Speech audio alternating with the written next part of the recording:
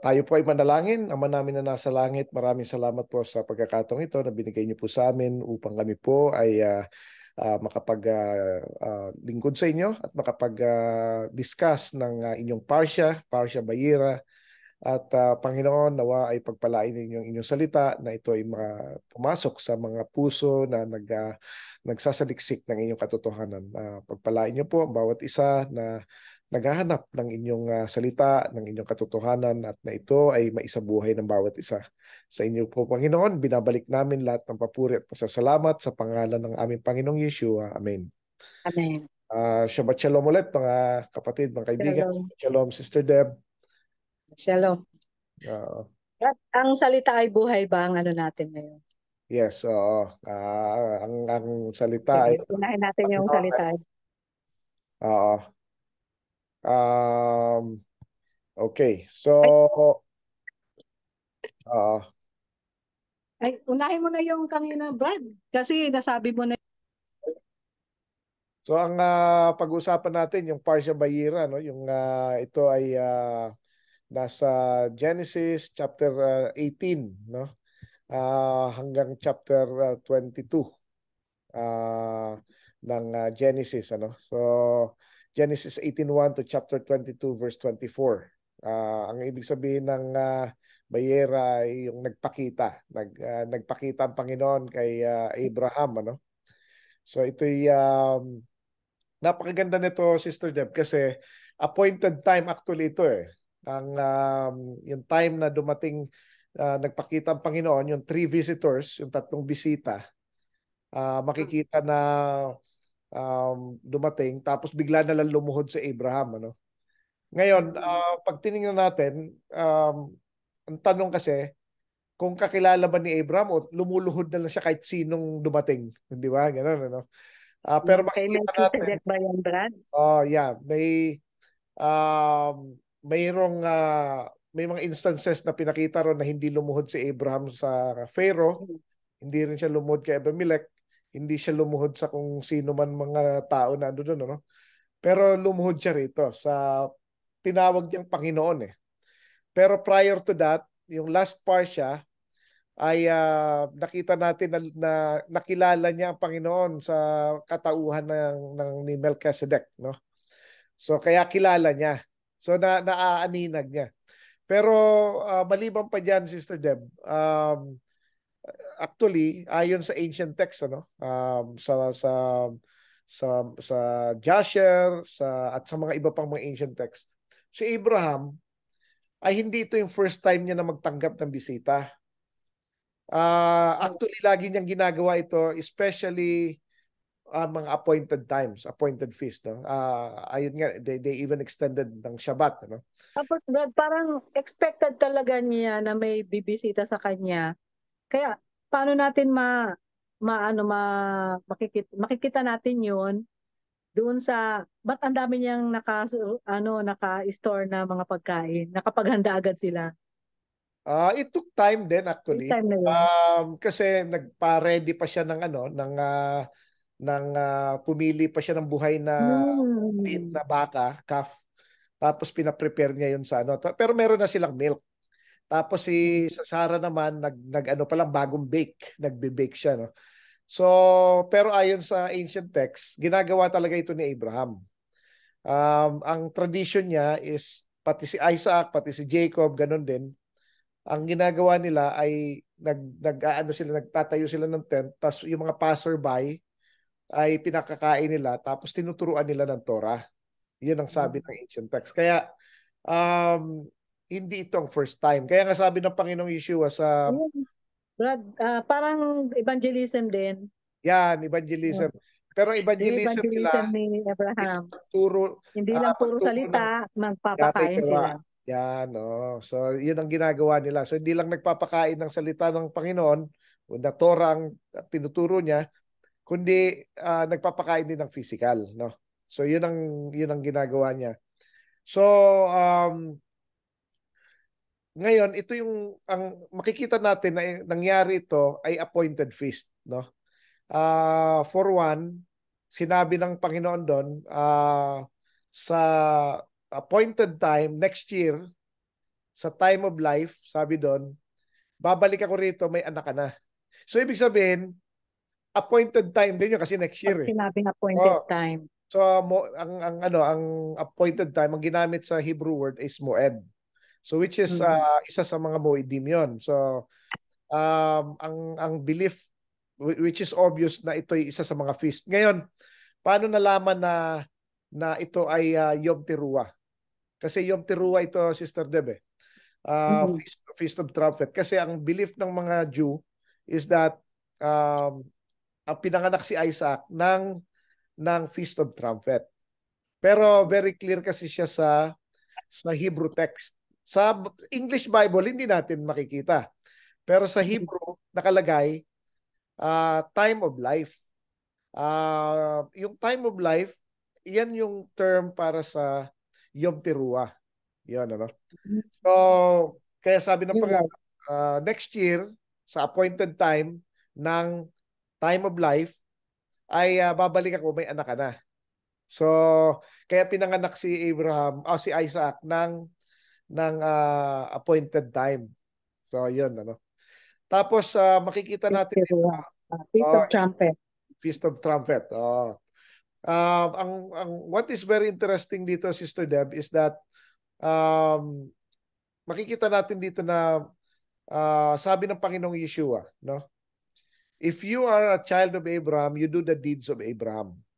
Di ba?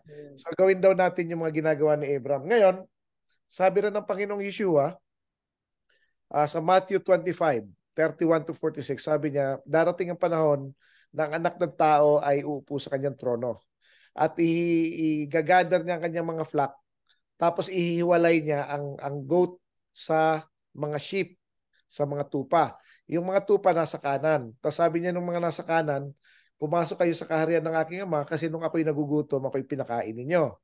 Nung ako ay nauuhaw, pinainom niyo ako. Nung ako'y dayo, ako'y pinatuloy ninyo. Nung ako'y hubad, binigyan niyo ako damit. Nung ako'y may sakit at nakakulong, dinalaw niyo ako. Sabi ng mga righteous, kailan namin ito ginawa, Panginoon? Sabi niya, kung ginawa mo ito sa isa sa mga kapatid ko, ginawa niyo ito para sa akin. So, ang deed of Abraham, isa sa mga sinasabi sa ancient text, kasi hindi masyado clear sa Genesis, ano? Kasi hindi naman talaga siya meant for that. Pero ang mga ancient text, hindi kailangan i-detalye na nakalagay doon na talagang si Abraham ay talagang mapagbigay, no? Nagbibigay talaga siya ng mga nagfi-feeding siya, Sister Deb, no? Tapos what is very interesting dito, Sister Deb, is that yung day of visitation, kasi ang tawag diyan is day of visitation. Kapag dumalaw sa yung Panginoon, ang tawag doon day of visitation. Yan din yung time of judgment, yan din yung kapag ang isang tao ay namatay, dinalaw din siya ng Panginoon, or kapag siya ay binigyan ng reward. minsan sa panaginip, Brad. Pero normally ang Panginoon nagpapakita o kinakausap niyang tao niya sa appointed times lang. Appointed times. Hindi sa random days, ano. The only biblical passage na ang Panginoon ay dumalaw sa isang tao na hindi appointed time ay yung time ni Balaam.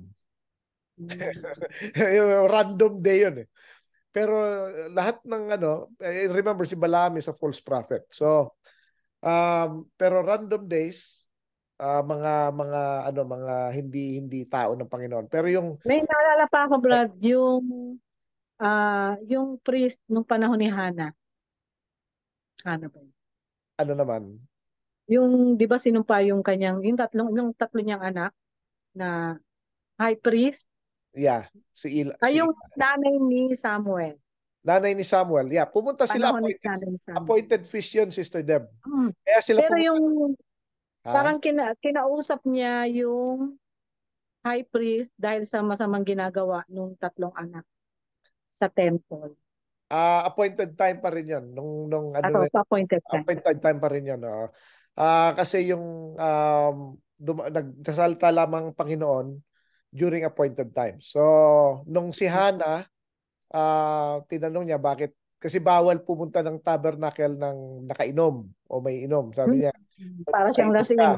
Oo, kasi parang nag-aano siya, nagsasalita siya tapos wala naman lumalabas na boses.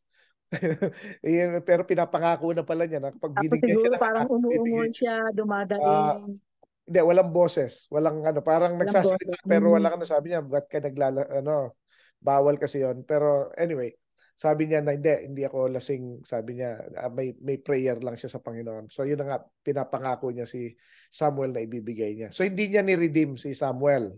Kasi pag hindi mo ni-redeem yung anak Ah, mo, first, yung redemption of yung, the firstborn, ah, son, yung, yung time na nananalangin siya, Brad, uh, yun ay appointed times na kung uh, saan talagang nakikinig ang Panginoon. appointed feast Sa yun, yeah. sa Kasi pumunta sila ng Jerusalem para mag-worship. Kasama tapos siya, mag-alay yata. yun, mag-aalay sila kasi nga Offering. appointed feast yun. Kaya laging appointed feast ang lahat ng mga ano, ang hindi lang appointed feast yung kay Balaam. So far, yun ang based sa research ko, no. May tanong nga ako, Brad, kasi Ah, nabanggit mo na yung tungkol dun sa offering. mm. Ah, usually pag may offering na ganyan, usually appointed feast yun. Yes, either Sabbath or new moon Or or feast. so yun lang Yes. doon. Yun lang So ang hindi mga regular days irregular hindi days. regular day Oh, na nag-aalay sila. May mga ano yon, may oh, mga schedules. may schedule sila. Hindi pa pwedeng kung kailan mo lang gusto tsaka kasi sipot, di ba? So, Hindi gano'n, ano.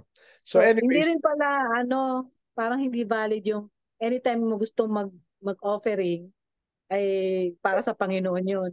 hindi. Hindi Actually, pala. Hindi rin. pang-pagan yun actually kasi ang sa paganism, any Oh, day, laging mag-ingat pala tayo sa ganun. every day may God sila, may God sa Monday, Tuesday So, Stewie, Wednesday, so Thursday sinakop nila lahat Thor. ng days. O, lahat ng days laging meron. So may laging may God na ino-offeran.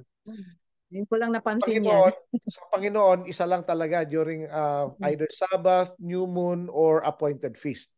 Yun lang, Mm. doon ka lang pwede mag-offer. Kaya, pag tiningnan mo ang Ezekiel chapter 40 to chapter 48, sa Millennial Kingdom ito, sister, di ba? Oh, Sinasara ang gate pag hindi time. Nakasarado. Pagka nakasarado ang gate ng temple ng wala nang pwedeng pumasok. wala pwede pumasok. Open lang siya pagka either new moon or annual feast or Sabbath. Yun lang ang pwedeng, yun lang open. So yung mga tao hindi sila. Pero millennial kingdom na ito, ha. So ganun din. Mm. Kasi so Sa anyway, panahon natin ngayon, nagiging katanggap-tanggap lang yung offering natin kapag dinadamay natin ito sa mga nangangailangan, sa mga mahihirap, iba naman yon. Yun way asikasa. of Iba life. rin yun. Way of life na natin yon. Yun na yung Wait, okay. can we pray to God any day, anytime? Of course, we can pray to God anytime, any day, especially sa hour of prayer. Pero iba kasi yung time na may yung tinatawag na appointed time na Yes. makikipag-appointment Yung tayo sa talagang uh, offering. ang ibig ba sabihin hindi tayo pwedeng mag-pray? Pwede mag-pray.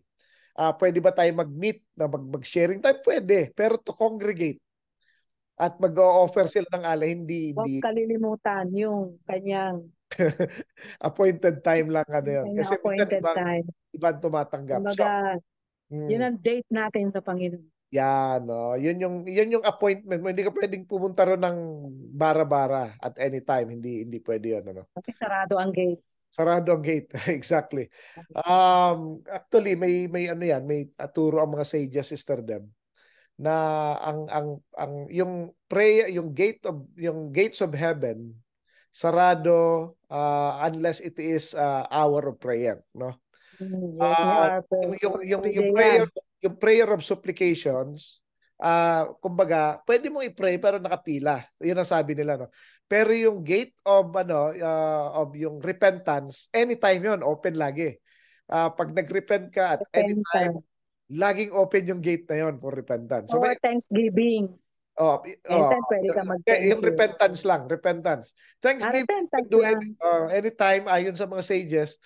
Pag open ng gate, nakapila ka na. Kumbaga nakapila na yun doon then it can come in. So may mga certain appointed times. Pa-line up na. Yeah. So anyway, dito Sister Deb, sa portion na to, mga kapatid, mga kaibigan, merong day of visitation. Dalawang visitation dito ng Panginoon. One, dinalaw niya ang isang righteous. Actually, dalawang righteous, si Abraham sa si Lot. So tiningnan nila kung talagang ginagawa ng mga righteous ang righteousness. Di ba? So makikita. Kaya sabi dun sa Hebrews 13:2, I believe, tingnan natin, alam ko Hebrews 13:2 yon, pero I'm gonna check really quickly. Hebrews 13:2 para hindi tayo magkamali, no? Sabi dito, wag daw nating kalimutan na minsan nag-entertain tayo ng strangers. At iba dito, angels na pala. Minsan, actually, Panginoon na mismo, katulad ni Abraham, Panginoon na pala yung in-entertain niya. Ganon din si Lot, Pero at the same time, binisit din ng Panginoon ang Sodom and Gomorrah para makita niya kung talagang gaano ka-evil ang mga evildoers. So, kaya maging careful tayo kasi ang Panginoon could visit us anytime. Yun yung tinatawag na day of visitation. Pero in general term, ang day of visitation ay, ang tawag dito, Sister Deb, ay ito yung theme o tema ng Yom Kippur. No? So, kailan ba ito? Ang tanong dito, alam ba natin kung anong year nangyari ito, Sister Deb? Very clear, alam natin sa kwento na ito'y 1 year bago siya nagkaanak na kay Isaac. So, ibig sabihin, si Abraham was 99 years old. Yan ang malinaw, Ngayon, 99 years old si Abraham, pero alam natin, ayon sa mga sages, ayon sa calculation ng mga ng mga sages, sa kita rin naman sa Genesis, makakalculate yon, na ipinanganak si Abraham ng 1948 from the day of Adam, from the day of creation of man, from the day of creation. So, 1948. Ngayon, in terms of BC, yung BC, AD, BC, di ba, is 1800. 1800. So, 1800 BC. Pero sabi rito, 99 years old na si Abraham nung nangyari to. So, ibig sabihin, 1701 BC nangyari ito. Itong event na ito. Alam mo ba, Sister Deb, na it is believed na nung dumalaw ang Panginoon kay Abraham, Yom Kippur, Yom Teruah yon. Nung dumalaw naman ng kay Abraham, kay Lot, yung dalawang angel at kasama ang Panginoon actually ron, ay Yom Kippur. Kaya nga walang inoffer si Lot na pagkain Di ba? Pinatuloy lang niya kasi sabi niya, wag ka dito magstay sa city kasi alam niya gaano ka-evil ang mga So tinitingnan niya kung patutuloyin niya yung stranger. Remember Matthew 25:31 to 46. You let the stranger in. Di ba? Dito natin makikita yung sequence ng teaching, So si Abraham pinakain niya kasi ito Yom Teruah. Si Lot Yom Kippur. Kaya wala siyang pinakain,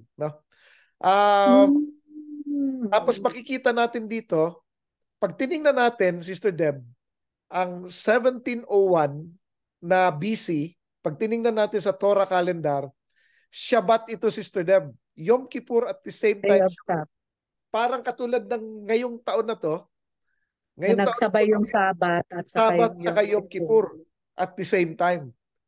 So, kaya ang judgment... Agad din namin natin, yung Yom Kippur ay yung Feast of Atonement. Day of Atonement. Day of Atonement siya. Ito yung time, ito yung date ng parang i-judge ang lahat ng tao in the future. Yes, yan. So, makikita natin yung mga ganitong mga... So, nakita din natin doon paano niya yung time na yon, isang example yun, paano niya niligtas si Lot. So, maring ganun din ang mangyari. Yes, talagang rin, talagang tsaka talagang nick of time ang Tapos walang dinala sila kundi sila lang mismo ang niligtas. Wala silang gamit, wala silang talaga. Maalala mo, Sister Deb, nung sinabi ng Panginoong Yeshua sa Matthew 24, pag ikaw ay sa field at dumating yung time na yon, huwag ka nang bumalik sa bahay mo. On that day, huwag ka nang bababa na nasa roof. Huwag mong babalikan yung gamit mo. Huwag mo nang balikan, takbo na. Yun ang takbo na, Sa taas ka na, huwag ka nang bababa. Huwag ka nang bababa.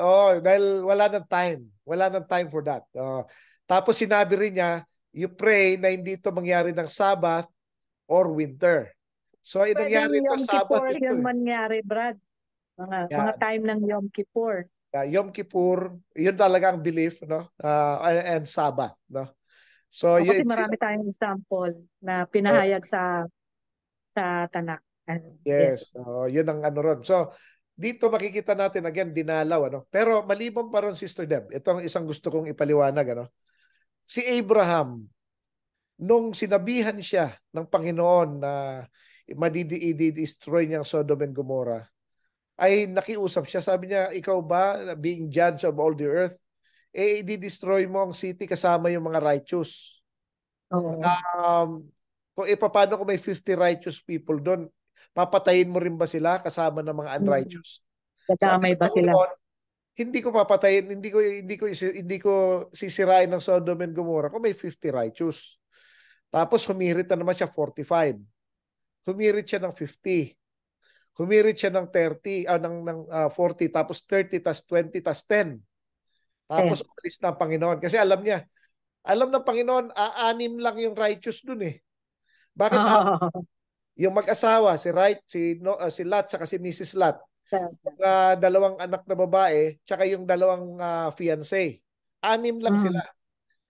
Pero makita natin dito na kahit yung righteous na mga fiancé, hindi sila nakinig sa warning, Mm. sila ay namatay din. So ibig sabihin, kahit righteous ka pero hindi ka nakinig sa warning ng Panginoon, Oo, madadamay ka. madadamay ka, no? Pero may gusto akong banggitin dito, Sister Deb, no, bago ko makalimutan, mga kapatid, mga Mm. kaibigan. Maraming mga kapatiran na parang excited sila na mag-end of the world na dumating ang Panginoon, na mapunish na ang world and everything. Hindi po yan ang gawain ni Abraham. Kasi si Abraham, pinapanalangin niya, wag mo naman sirain, Panginoon, for the sake of the righteous. Yung iba excited pa eh. Parang tuwan-tuwa sila kasi tingin nila ira-rapture sila. Yun po problema, no? Kasi hindi gawain ni Abraham yan. So yun lang po gusto kong ano, wag po tayong matuwa na nakikita natin na malapit na ang destruction ng mundo. Kasi marami pong mamamatay talaga. So ang ipapanalangin natin dapat mailigtas pa yung mga tao. Kung maaring habaan pa ng konti, baka may mailigtas pa. Yan ang ano natin. Kaya sabi niya ng Panginoong Yeshua, kung kinukonsider mo na ang sarili mo ay anak ni Abraham, dapat ginagawa mo ang gawain ni Abraham. No? So nakikita natin kung at paano ang mindset ni Abraham.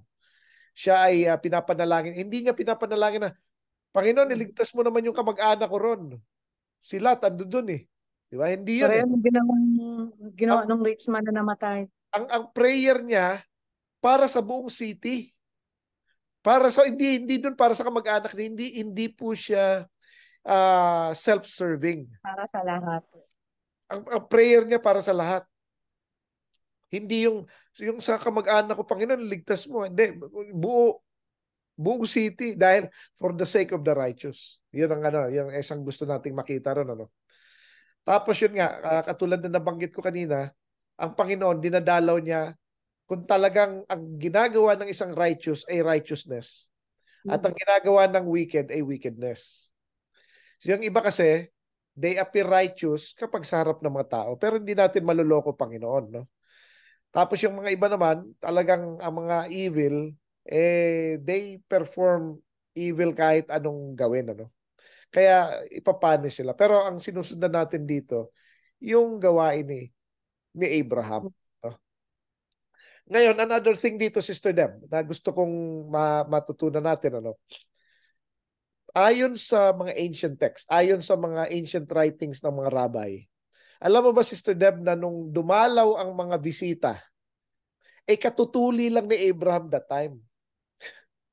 Oo, doon pa Three lang days, inutos yung yung circumcision. circumcision. 3 days pa lang. Ibig sabihin, kasagsagan pa ng pamamaga o whatever, ano? Pero Lahat ng lalaki. lahat ng lalaki. So, hindi Sabay-sabay sila nun eh. sabay-sabay sila. Hindi naging excuse yun to do a good thing. Hindi excuse yung may mga may ano, pagod ako or may Oo, ka ako hindi ko bagong kaya, masakit, hindi may kaya. masakit.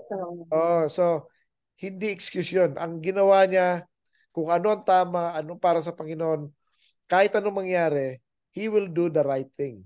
Yan ang isa pa ron, ano? Tapos, Sister Deb, dito sa parsya na to, makikita natin na maraming bagay. Another thing na gusto kong i-emphasize dito, sabi ng Panginoon, bago siya gagawa ng isang bagay, nire-reveal niya ito sa kanyang mga tao bago niya gawin. For example, ang yung end of the world, nung unang mundo, ni-reveal niya ito kay Enoch, saka ni-reveal niya ito kay Noah. Bago niya ginawa. Tapos nung time naman ni Moses, bago din-destroy bago pinarusahan ng Egypt, ni-reveal niya kay Moses. Kung naalala natin ang Ninive, bago gawin ng Panginoon na sirain ng Ninive, ni-reveal niya kay Prophet Jonah. At bago siya gumawa ng kahit anong bagay, anong time yun, Brad? Yung time na sinabi niya, Yom Kippur ba yun? Iba-ibang time yun, Sister Deb. Pero during that time naman, yung 40 days, Yom Kippur yun ang pang 40th day kay Jonah, Yom Kippur yun. No? Yom Kippur. So anyways, pero nga, hindi nga naparusahan kasi nagsisi yung mga tao. Na-delay pa sila ng 100 years bago pinarusahan ng Panginoon ng Ninive. No, na-delay din. So ito yung mga bagay, no? Kaya kay Abraham, nakita natin as early as the time ni Abraham, bago niya sinira ang Sodom and Gomorrah, sinabi niya, hindi ko itatago ito kay Abraham kung anong gagawin ko. Kasi alam ko, natuturuan niya ang kanyang mga anak na gawin ang tama, maging just, at lumakad sa righteousness, which is yung Torah, at gagawin niya kung ano yung mga ipag-uutos ng Panginoon. Sinabi na niya. Kaya sabi niya, sisirain ko ang Sodom and Gomorrah. So, kaya dito, Sister Deb, no, may mga iba mga tao nagpo-prophesy. Sasabihin na, malapit ng end of the world, ganito. Tapos walang nangyari. So false prophet po 'yon. 'Yan ang sabi sa Bible, ano. Kapag nag-prophesy, lalo na nag-ano ng date tapos hindi naman nangyari, false prophet, wag ka nang maniniwala sa kanya, no. 'Yun ang sabi ng Panginoon. Pero in general sense, bago gawin ng Panginoon ang anything, nire-reveal niya ito sa kanyang servant, the prophets. Pero remember po, dapat yung tao na ito ay sumusunod sa commandments ng Panginoon, no? So unless na very clear ang message ng Panginoon, maging careful tayo kasi pag mali ang sinabi natin na ito petsa, katulad nung isang sikat na messianic din, ano, na ano, talagang may libro pa siya eh. Hindi ko nababanggitin ng pangalan. Talagang pinilit talaga. Pinilit niya talaga na mangyayari ito, and that was 4 years or 5 years ago. Na talagang mag-end of the world na raw. Ano na, darating ng Panginoon sa appointed feast din. Wala nangyari. Ngayon, nasa Christian church na siya. So, pero bumaliktad na. So anyway, hindi po dapat na nagaganon, ano. So meron pang isa sa US na ganyan din, tapos nagbentahan na ng mga properties na gano, tapos namundok na, tapos wala naman nangyari, ano. So pag nakikita po natin ang signs ng end of the world or whatever it is, ng end times, wag po tayo matuwa. Dapat gawin natin yung sinabi, yung ginagawa ni Abraham, na ipanalangin natin yung city, yung mundo. Panginoon, don't destroy the righteous with the wicked. Yun ang prayer doon. Kaya the longer it takes, the better for some people, kasi sila baka maligtas pa, no? So yun ang isang ano ron. Tapos dito rin, Sister Deb, nakita rito na within the same period, no, nung pinangako ng Panginoon, ay si Abraham kinuha na naman ni Abimelech si Sarah. Si Sarah was 89 years old na at that time. Pero ano pa rin, maganda pa rin, ano? Hindi nagbabago mukha niya eh. Talagang maganda pa rin. So kaya pinag-interesan ni Abimelech. Tapos ngayon ito ay gawain ng diablo, no? Kasi gustong i-defile si Sarah. Una, ginawa na niya nga, ginawa niyang baog. Hindi ang Panginoon ang gumagawa ng nagbabaog sa ganun, no? Kasi every good gifts is from above. So it follows na lahat ng bad gifts, yung bad things is from below. So ang Panginoon, ang kalaban, binaog si Sarah. Pero sabi ng Panginoon, hindi, manganganak si Sarah. So ang ginawa naman ng kalaban, gusto niyang i-defile si Sarah para masira yung Gusto niya ma-defile. Oh. defile through Abimelech. Kaya sabi ng Panginoon, kaya nung kinuha ni Abimelech sa panaginip, again, ito na naman, Sister Deb, nagpakita Panginoon sa random day. Panaginip pero random day. Oh. Random day yun, hindi Regular day. appointed question. Anytime yun. Sabi ng Panginoon sa kanya, you are a dead man. Like, why? Kinuha mo yung may Yun. asawa niya, prophet. Warning. Oh, tapos sabi niya, wala naman, hindi ko naman alam, sabi niya. Sa aking honesty naman, kinuha ko siya dahil sabi nga, kapatid siya eh. Kapatid. Kaya nga sabi ng Panginoon, kaya nga winaharnan kita eh. Hindi muna kita pinatay agad eh. So, isoli mo. So, kaya sinoli niya si Sarah. Pero makikita natin dito, merong restitution. Binigyan niya ng pera para mabigyan ng ano. Kaya dito, pag may ginawa tayong mali, dapat merong restitution. Biblical restitution. No? Hindi pwede yung, sorry sorry sis, sorry Brad. Ganun lang, ano? Hindi, dapat meron kang restitution. Hindi pwede yung sorry is okay lang. Hindi ganon. Dapat merong restitution. So, yun ang ginawa, no? Kaya naibalik. Ngayon, pinag-pray naman ni Abraham at na-open yung mga womb ng asawa ni Abimelech saka yung mga servants niya. Otherwise, annihilated sila. Wala nang mga anak sa kanila. Uslahin nila. Uslahin nila. So, inopen naman ng Panginoon dahil nagsisi naman, no? So, ito yung mga ganitong bagay, ano? Pero makikita natin dito, katulad ng nabanggit ko last Shabbat, Sister Dewa, no? Hindi dahil sa duwag si Abraham or anything. Dito, ayaw lang ni Abraham na madamay ang mga kasama nila, mga babae, mga bata. Kasi pag kinuha si Sarah, talagang away. Or kung i-attempt na patayin si Abraham, remember, warrior itong mga ito. Kaya lang, siyempre, marami army ni Abimelech nasa lugar, kumbaga home court advantage. Maraming mamamatay. Kaya ang ginawa ni Abraham, sinasacrifice niya ang sarili niyang kaligayahan for the sake of his people. Pero tinitingnan ng iba na, sinungaling to si Abraham, or duwag ito si Abraham, wala siyang lakas na ipagtanggol ang kanyang asawa, mga ganon. Pero hindi naman kinonsider kay Abraham na kasalanan ni Abraham yun. Hindi naman pinuntahan si Abraham ng Panginoon. Ang mga tao ang nagja-judge sa mga bagay na hindi person. naman hinusgahan ng Panginoon. Exactly. Kaya nga sabi nga ng Panginoon,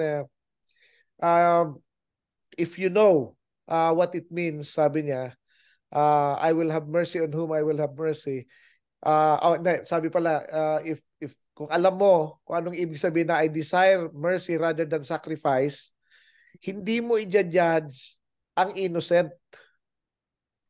So, ang mga tao mahilig mag-judge. Ang ginagawa nila, babasahin nila, tapos i-judge nila, tapos sasabihin nila, kita mo to si Abraham, duwag, sinungaling, may favoritism, pero mahal pa rin siya ng Panginoon kahit sa dami ng kasalanan niya. Ganon ang sinasabi. Pero, kumbaga, sa mata ng tao, kasalanan yun. Pero hindi naman siya inusgahan doon ng Panginoon. Walang kasalanan si Abraham noon. Actually, sinasakripisyo niya ang kanyang kaligayahan para sa kaligtasan ng iba. Yun ang hindi nakikita ng ibang tao. Na nakikita ng Panginoon. Inanon lang niya. Sabi niya, di baling mawala na siya, wag lang mamatay yung mga kasama niya. That's how righteous, that's how parang self-sacrificing si Abraham. Hindi siya yung hindi siya selfish. Siya na lang ang mawalan, wag lang yung iba. Ganon dapat ang tingin natin, ano?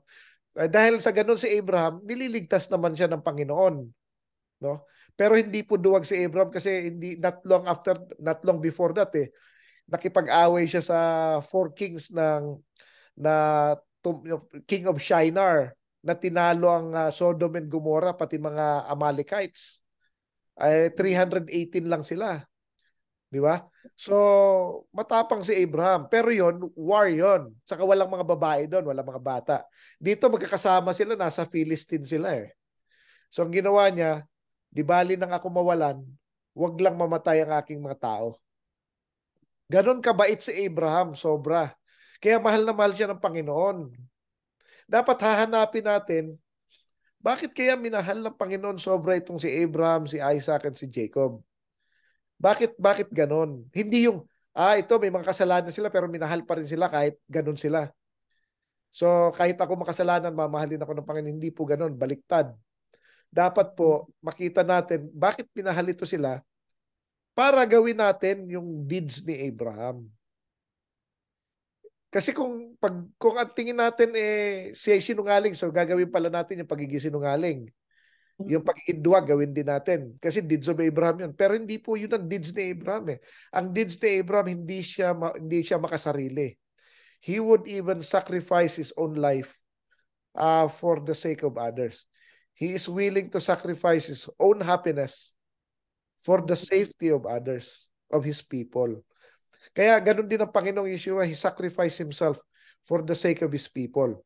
Ganito yung ano ng Panginoon.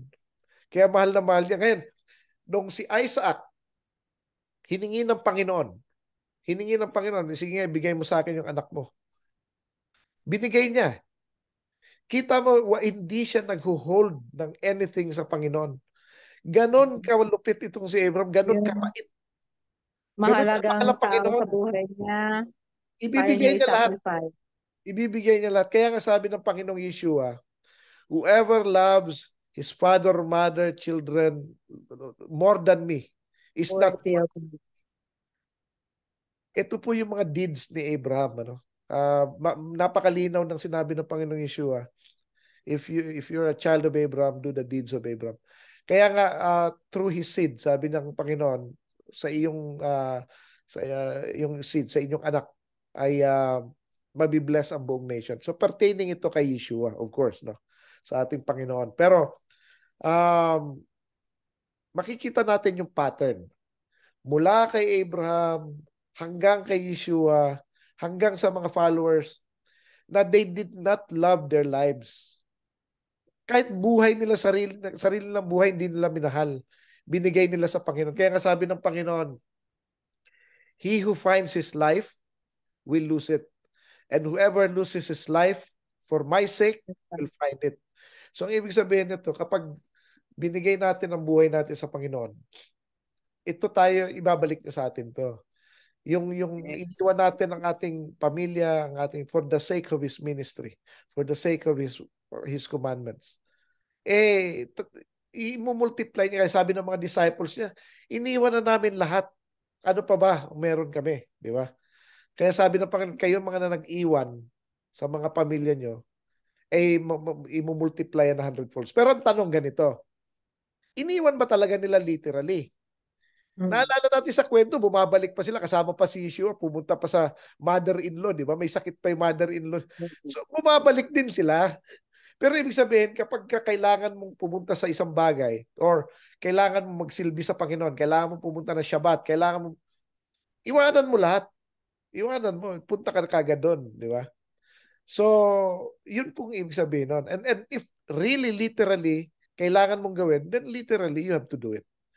Pero makikita natin na hindi naman talaga completely iniwan in a way. Pagka kailangan sila ni Yeshua, iniiwan ng, pati nga yung negosyo, iniiwan eh. Di ba? Iniiwan nila yung fishing net nila, puno ng isda. Ang ano nila, tapos sumama sila, sabi ng Panginoon, gagawin ko kayo mga mangingisda ng tao. Iniiwan nila lahat eh. Pero ang tanong, bumalik ba sila later? Bumalik din sila, pero iniwan muna nila. And then binalikan nila nung tapos. Sumunod muna sila. Sumunod muna sila. Muna.